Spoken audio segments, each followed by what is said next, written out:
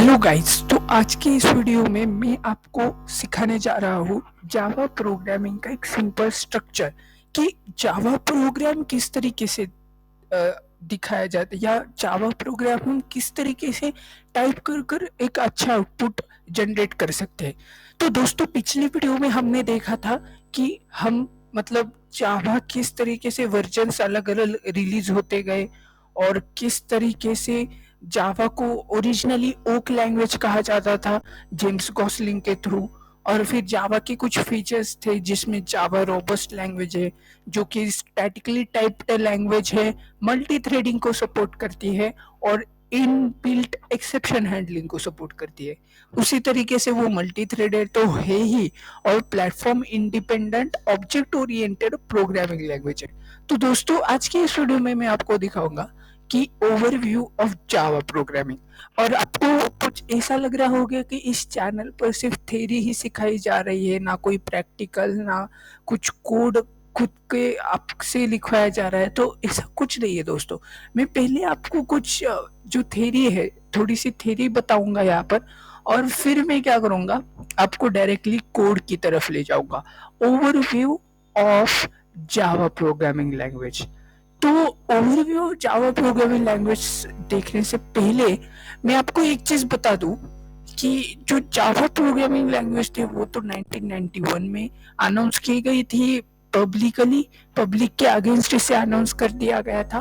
और 1990 में क्या हुआ था कि जेम्स गॉसलिंग ने इस लैंग्वेज को बनाने के लिए एक आइडिया उनके टीम के सामने रखी थी। ठीक है। तो अब यहाँ पर हम देखते हैं कि जो हमारा सिंपल जावा प्रोग्राम होता है, सिंपल जावा प्रोग्राम वो कुछ इस तरीके से दिखता है। यहाँ पर अगर आपको दिख रहा हो तो उसमें होता है कि एक पहले तो हमारे पास होता है क्लास। ओके, क्लास का ओपनिंग ब्रेसेस होता है यहाँ पर इस तरीके से, और फिर उसका क्लोजिंग ब्रेसेस होता है। तो मैं यहाँ पर भूल गया हूँ दोस्तों, मुझे बताया, आप उतने समझदार तो है ही कि इसे नोटिस कर पाएंगे। और मैं पहले आपको सॉरी कह देता हूँ कि यार कैसे है कि नोट्स बनाने में बहुत वक्त मुझे लगा, बहुत एफर्ट्स लगे, और उसके वजह से मैंने क्या कर दिया, बहुत सारे मिस्टेक कर दिए। तो उसकी वजह से मुझे माफ कर देना दोस्तों। तो यहाँ पर क्लास सैंपल हम लेंगे। सैंपल क्लास के अंदर हमारी ये मेन मेथड होगी। ओके, अगर आपने पहले कभी प्रोग्रामिंग लैंग्वेज यूज की है, कौन सी मतलब object oriented programming language use की है, जैसे कि सी प्लस प्लस जैसी programming language, object oriented programming language, तो उसमें आपको पता चल गया होगा कि हम एक क्लास डिजाइन करते हैं और फिर नीचे मेन में ऑब्जेक्ट रेफरेंस से उस क्लास के अंदर जो मेथड से उसे कॉल करते हैं। तो बेसिकली यहाँ पर वही किया जा रहा है। ठीक है, तो ये पब्लिक स्टैटिक वॉइड ये हमारा जो है ये हमारा फंक्शन है। ओके, ये हमारा मेन फंक्शन जो हमारे कमेंट्स लेता है, ये हमारा बिजनेस होता है, एक्सप्लेन करता है।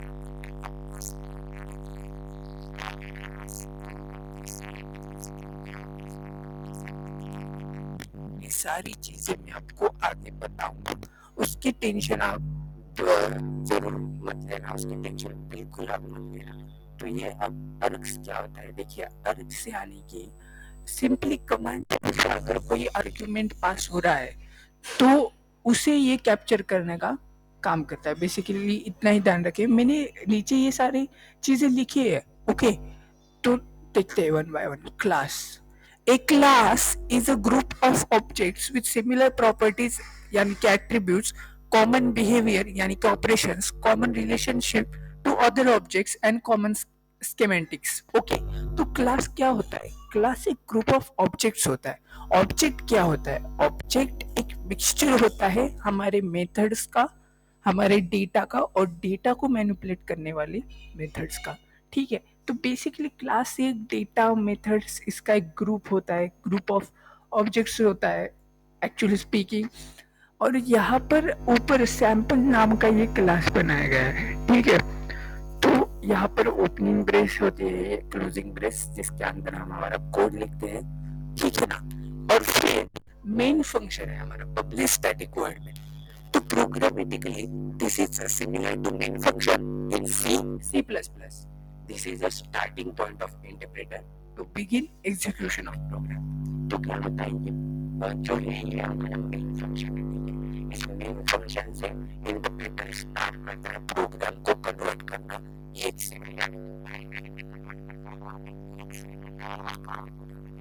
ठीक है public this is similar to C++ public modifier. अब यहाँ पर आपको पहली चीज तो चिंता करने की कोई जरूरत नहीं है, क्योंकि अगर आपको C++ नहीं भी आती तभी भी आप इस सीरीज के साथ बने रह सकते हैं, और आपको मैं स्टेप बाय स्टेप एकदम डाउन टू टॉप लेकर जाऊंगा ऑब्जेक्ट ओरिएंटेड प्रोग्रामिंग में, तो उसमें आपको डरने की कोई चीज तो है नहीं।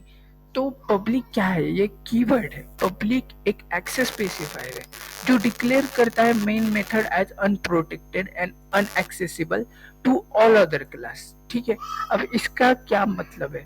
देखो, ये जो हमारी मेन मेथड है ना, ये मेन मेथड किससे भी एक्सेस की जा सकती है, और ये अनप्रोटेक्टेड है, मतलब ये अपने अंदर जो है बहुत ऐसा सीक्रेट डेटा नहीं होल्ड कर सकता, क्योंकि ये पब्लिक है। ठीक है, static with declares this method as one that belongs to the entire class and not part of any object of the class.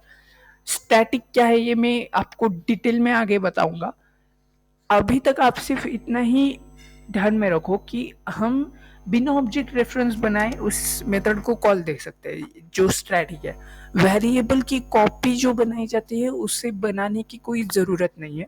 देखिए, अगर आपको ये चीज़ें थोड़ी सी समझने में हार्ड लग रही हो तो ये सबके साथ होता है। ठीक है, हर प्रोग्रामर, हर जो बिगिनर है उसके साथ ये होता है। मेरे साथ पर्सनली ये हुआ था, तो मैंने ये डिसाइड किया कि आप क्यों ना, मुझे ये सारी चीजें क्लियर हो गई है, क्यों ना मैं इसे एक वीडियो में पैक कर दो। ठीक है, तो चलिए आगे बढ़ते हैं। void this type of modifier void states that main method does not print any value, just print some text on screen ठीक है, तो ये जो है हमारा कहाँ पर गया? Hello world. ये जो हेलो वर्ल्ड आपको दिख रहा है, ये हेलो वर्ल्ड सिर्फ ये हमारे टर्मिनल के स्क्रीन पर प्रिंट कर देगा और कुछ रिटर्न नहीं करेगा। किसको रिटर्न नहीं करेगा?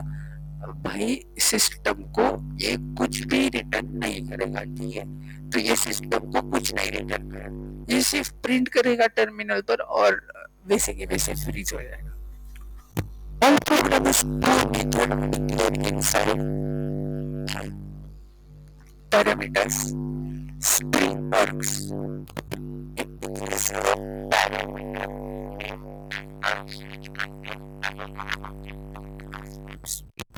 स्ट्रिंग और क्या करता है? कैरेक्टर्स को होल्ड करता है। ठीक है, कुछ कैरेक्टर्स जो होते हैं उन्हें होल्ड करने का काम ये करता है। Output statement system dot out dot println hello world, ये टर्मिनल पर आउटपुट स्टेटमेंट दिखाएगा। और comments, this is a comment in a program. Comments are used to increase the reliability of program comments are non-executable thing, they cannot get executed by compiler। Okay, तो इनका कहने का मतलब क्या है कि कमेंट जो है प्रोग्राम की रीडेबिलिटी बढ़ाते हैं। जैसे कि मैंने अगर एक लाइन लिखी है हेलो वर्ल्ड, मैंने सेकेंड लाइन लिखी है अब वो इस हेलो वर्ल्ड एक बात चीजें नहीं है क्या जो आपका अगर कोई दूसरा प्रोग्राम तो आपका उसे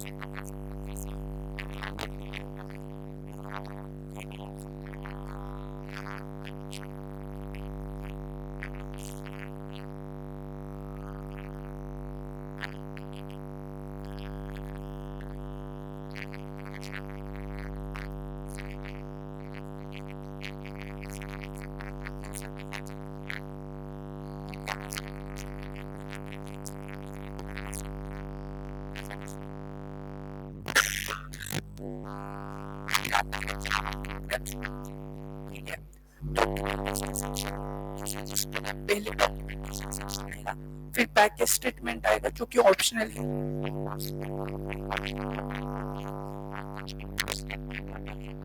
केस होते हैं जो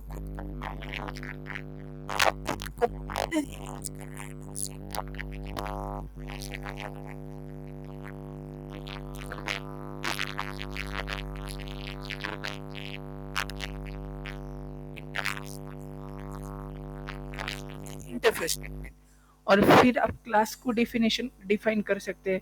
जैसे कि मैंने ऊपर यहाँ पर क्या किया, क्लास डेफिनेशन के अंदर मेन फंक्शन लिखा है। मैंने ऊपर की कुछ चीजों को नहीं लिखा, ठीक है ना। क्यों नहीं लिखा? क्योंकि वो ऑप्शनल थी, वो ऑप्शनल थी, इसलिए मैंने उसे नहीं लिखा। पर जो इसेंशियल है, जो कंपल्सरी है, उसे मैंने लिख दिया। आपको क्या करना है, यहाँ पर सिंपल आकर ये डॉक्यूमेंटेशन सेक्शन, ये पैकेज सेक्शन, ये स्टेटमेंट्स, इसके बारे में थोड़ा मैंने इम्पोर्टेंट बातें यहाँ पर लिखी है, वो आपको पर्सनली आपको पढ़ना है, ठीक है। समझ आए ना आए आपको सिर्फ पढ़कर रखना है, ठीक है। आगे मैं आपको सारी चीजें डिटेल में बताऊंगा, ठीक है। तो अब मैं डायरेक्टली यहाँ पर आपको बताऊंगा जावा टोकन्स के बारे में, ठीक है। तो क्या होते हैं जावा टोकन्स? मैंने यहाँ पर लिखा है, smallest individual units in a program are known as tokens, reservers, identifiers, literals, operators, separators. Okay, और जावा कैरेक्टर सेट क्या है, यानी कि character set A to B 1 to 10 जो सारे सिंबल्स से वही है। सिर्फ मैंने यहाँ पर थोड़े इन बुकिश लैंग्वेज में बताया, characters are defined by the Unicode character set. अब आप बोलोगे यूनिकोड कैरेक्टर सेट क्या है? यूनिकोड कैरेक्टर सेट, देखो यूनिकोड कैरेक्टर सेट जो है, आप यहाँ पर भी देख सकते हो यूनिकोड कैरेक्टर सेट क्या है। इस वेबसाइट पर मैं आया हूँ विकिपीडिया, यहाँ पर बताया गया है कि बेसिकली यूनिकोड कैरेक्टर सेट क्या है, एक स्टैंडर्ड कैरेक्टर सेट है जिसमें सारे प्रकार के सिंबल होंगे और जो यूनिक कोड किए गए होंगे उनके कुछ कोड्स भी होंगे, यहाँ पर आप देख सकते हो इस तरीके से। तो ये एक स्टैंडर्ड है यूनिकोड, यानी कि आप कुछ इस तरीके से समझ सकते हो, ये एक स्टैंडर्ड है, emerging standard that tries to create characters. Okay, तो ये एक स्टैंडर्ड है जिसने कैरेक्टर्स क्रिएट किए हैं, इनका एक कोड है। जैसे अगर आपको HTML लैंग्वेज नहीं आती तो भी कोई ज़्यादा इशू नहीं है, यूनिक कोड क्या करता है, सिर्फ आपको कोड प्रदान करता है। अगर उस लैंग्वेज में कुछ सिंबल्स सपोर्टेड नहीं है तो वो आपको कुछ कोड प्रदान करता है। Number of script world wide, most of us use only the basic ASCII characters which includes letters, digit, punctuation marks used in normal English. ASCII superset of Unicode, ठीक है। तो ये भी मैं आपको होमवर्क दूंगा कि ASCII क्या है। ASCII एक सुपरसेट है, ASCII superset of Unicode. ASCII क्या है इसके बारे में भी आप गूगल कर सकते हो। आपको कुछ ज़रूरत नहीं है कुछ भी चीज़ याद रखने की, जब तक आपके पास इंटरनेट है तब तक। पर हाँ, मैं यहाँ पर एक मेंशन करूँगा कि अगर कल आपकी एग्ज़ाम है तो एग्ज़ाम के दिन, एग्ज़ाम के लिए तो आपको ये चीज़ ध्यान में रखना बहुत ज़रूरी है, ऐसा तो मैं आपको कहूँगा अगर आपकी एग्ज़ाम है तो। ओके, और ऐसा भी कुछ नहीं है कि जावा बहुत डिफिकल्ट हार्ड लैंग्वेज है, ऐसा कुछ नहीं, जावा एक सिंपल लैंग्वेज है। ओके, तो आगे चलते हैं। Keywords, keywords have special meaning in Java programming language. These keywords are reserved words which perform special operation and thus we cannot define these words as a variable name. Okay, यहाँ पर मैंने कुछ keywords दिए हुए हैं, abstract, assert, boolean, break, byte, case, catch, char, class, continue, const, while, volatile, while, इस तरीके से। कीवर्ड्स क्या होते हैं? एक रिजर्व वर्ड्स होते हैं जो हम यूज नहीं कर सकते, एक वेरिएबल नेम के लिए हम वो यूज नहीं कर सकते। तो ये रिजर्व वर्ड्स का कुछ स्पेशल मीनिंग होता है, जैसे एब्स्ट्रैक्ट, एब्स्ट्रैक्शन के लिए यूज होता है, एब्स्ट्रैक्ट करना, डेटा को हाइड करना, इसेंशियल सर्विसेज प्रोवाइड कर कर जो बैकग्राउंड इम्प्लीमेंटेशन है उससे यूजर से उसको हाइड कर कर रखना, इसके लिए एब्स्ट्रैक्ट का असर्ट, वन लाइन कंडीशन होती है, बूलियन, ट्रू फॉल्स, ब्रेक, ये मैं सब आपको आगे बताऊंगा, ठीक है। अब लिटरल्स के बारे में समझ लेते हैं। अब देखो क्या होता है, आपके पास एक वेरिएबल है कुछ इस तरीके से, इंट बोलू तो ए, ठीक है, इंट ए, और यहाँ पर है भाई साहब वैल्यू 10, ठीक है। ये आपके पास एक बहुत प्यारा सा वेरिएबल है जिसका नाम है ए। अब दोस्तों देखो होता है क्या, literals are sequence of variable characters, digit letters and other characters that represent constant values to be stored in variable। तो लिटरल हमारा क्या हो सकता है, लिटरल हमारा हो सकता है एक्चुअली लिटरल हमारा हो सकता है integer, floating point, character, string, boolean, null. Okay, अब देखो भाई साहब मैंने आपको जो बताया ये कीवर्ड्स, आप यहाँ पर ए के प्लेस में कौन सा कीवर्ड नहीं लिख सकते, ठीक है। अगर आपने ए के प्लेस पर कीवर्ड लिख दिया तो समझो भाई आपको एक एरर मिल गया, तो समझो भाई आपको एक एरर मिल गया, ठीक है। क्योंकि जावा ये बोलता है कि आप कीवर्ड को यूज नहीं कर सकते, ठीक है। आप कीवर्ड को वेरिएबल नेम के तौर पर कतई यूज नहीं कर सकते, कतई। तो आपको वेरिएबल का नाम सोच कर लेना है, ठीक है। अब यहाँ पर कीवर्ड नहीं ले सकते। तो लिटरल कौन सा हुआ, अगर आपको कोई बोले इस एक्सप्रेशन में, इस स्टेटमेंट में, इस लाइन नंबर 10 में लिटरल कौन सा है भाई बताओ, तो आप बताओ कि ये 10 लिटरल है। कौन सा लिटरल है, ये एक 10 लिटरल है जो कि इंटीजर लिटरल है, ओके। एक इंटीजर लिटरल है ये 10, ये बात आप बताओगे। और ये इंट क्या है भाई साहब, ये कीवर्ड है, ये एक कीवर्ड है, ठीक है। तो ये कीवर्ड है, ये वेरिएबल नेम है, ओके। कुछ इस तरीके से मैं इसे वेरिएबल नेम कर देता हूँ, ये एक वेरिएबल नेम है और ये कीवर्ड है और ये एक इंटीजर लिटरल है। भाई साहब आप यहाँ पर कीवर्ड नहीं ले सकते, इंट इज इक्वल टू 10 नहीं कर सकते। तो अगर आपने ऐसा कर दिया तो हो गया डेंजर, खतरा, एरर, ठीक है। तो ये चीज आपको समझ में आनी चाहिए। आगे बढ़ते हैं, ऑपरेटर्स। अब ऑपरेटर क्या होता है, सिंपल सी चीज है। आप बचपन में 1+1 2 बोलते थे, 2+2 4 बोलते थे, 4+4 8 बोलते थे।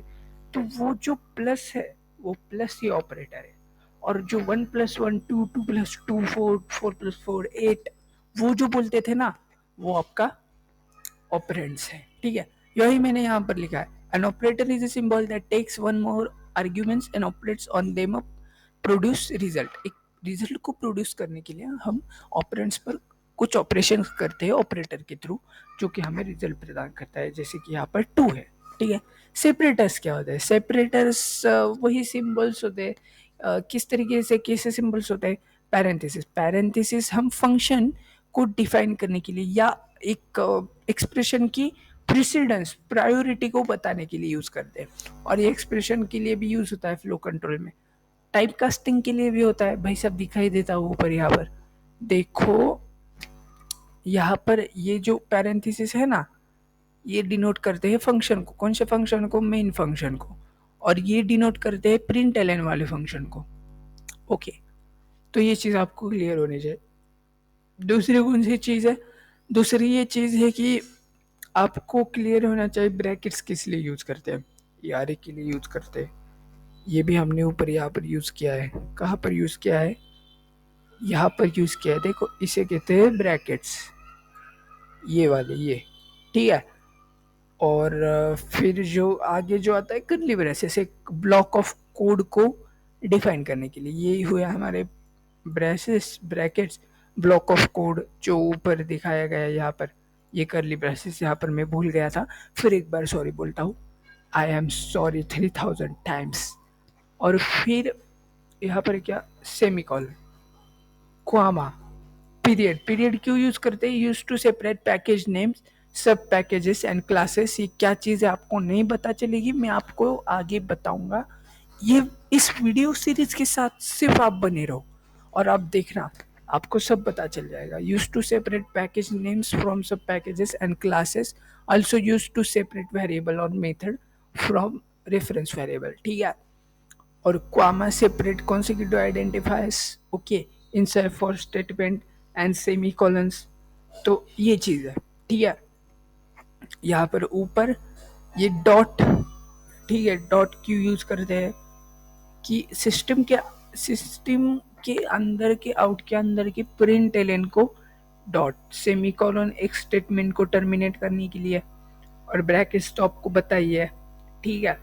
तो इस तरीके से इस सिंबल का यूज किया जाता है। ये नोट्स मैं आपको दूंगा, आप रिवाइज कर लेना। नीचे डिस्क्रिप्शन में मैं इनका जो लिंक है वो प्रोवाइड करूंगा। और यहाँ पर आइडेंटिफायर्स की बात कर लेते हैं, ठीक है। Identifiers are used for naming classes, methods, variables, objects, labels, packages and interfaces in program. अब यहाँ पर कुछ रूल्स है वेरिएबल बनाने, आइडेंटिफायर बनाने के। और एक चीज बता रहा भूल गया कि यहाँ पर ऊपर मैंने बताया था क्लास सैंपल। ये सैंपल जो है ये एक आइडेंटिफायर है, ठीक है। मैंने यहाँ पर बताया ये sample is identifier the specific name of class, okay. तो यहाँ पर आप क्लास, मेथड, वेरिएबल, ऑब्जेक्ट, जी हाँ, यहाँ पर जो मैंने ए लिया था, ये वेरिएबल नेम भी है और दूसरा ही नाम आप इसको क्या दे सकते हो, एक आइडेंटिफायर भी बोल सकते हो, ओके। तो इसे आप आइडेंटिफायर भी बोल सकते हो। तो अगर आपको कोई पूछे कि इस एक्सप्रेशन में भैया आइडेंटिफायर कौन सा है, तो आप उसे ए बता देना, ठीक है, ए बता देना। ए, देखिए यहाँ पर ये है ए और ये ए है ए आइडेंटिफायर, इस तरीके से आप उसे बता देना, ठीक है। They can have alphabets, digits, underscore, dollar sign, characters. देखो क्या होता है, ए टू जेड तक आप क्या कर सकते हो, उसमें अल्फाबेट्स ले सकते हो। इसे आप अपर केस पे भी ले सकते हो, 1 2 आप कहाँ तक इन्फिनिटी तक ले सकते हो, ठीक है। आप अंडरस्कोर ले सकते हो और आप क्या कर सकते हो, डॉलर ले सकते हो, ठीक है। या आप कैरेक्टर्स ले सकते हो। Must begin with, sorry, must not begin with digit. एक एक चीज ये है कि ये डिजिट से इस तरीके से ये आइडेंटिफायर है, ये रॉन्ग है, इस तरीके से नहीं होना चाहिए। डिजिट से आप start upper case and lower case are distinct, they can be any length, ठीक है। तो अगर केस सेंसिटिव लैंग्वेज होगी तो ये ए वेरिएबल डिफरेंट होगा, ओके।